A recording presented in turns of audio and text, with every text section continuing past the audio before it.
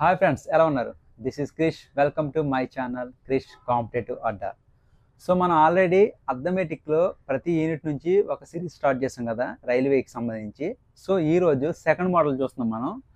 So మీకు question ఏం అడుగుతున్నాడంటే, ఈ నెంబర్ అనేది 11తో డివైడ్ అవుతే ఎక్స్ ప్లస్ వై వాల్యూ ఎంత ఫైండ్ అవుట్ చేయమంటున్నాడు.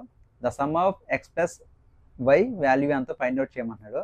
సో మీ ఆల్రెడీ నేను చెప్పాను ఫస్ట్ మోడల్లో 11th డిజిబిలిటీ రూల్ అనేది నేను చెప్పాను ఆల్రెడీ. సో అదేంటంటే మనకి 11th రూల్ వచ్చి మనకి సో ఆల్టర్నేటివ్ నెంబర్స్ యొక్క డిఫరెన్షియేషన్ అనేది 0 అన్న అవ్వాలి లేదా 11 అన్న అవ్వాలి, అది రూలు. సో దాన్ని బట్టి ఇది మనం ప్రాబ్లం చేస్తున్నాం ఇప్పుడు. సో ఆల్టర్నేటివ్ నెంబర్లు తీసుకుంటే మనకి so 3, 5, 4, 5 minus so next alternative numbers వచ్చి y, x, 0. సో ఈ మూడు alternative numbers minus remaining alternative numbers. ఇది అనేది మనకి 0 అన్న అవ్వాలి లేదా 11 అన్న అవ్వాలి, అప్పుడైతేనే అది 11th డివైడ్ అవుతుంది. సో ఇక్కడ నేను 0 తీసుకున్నాను. సో ఇక్కడ వాల్యూ చూసుకుంటే 5 + 5 10, 14, 17. సో ఇక్కడ x + y = 17.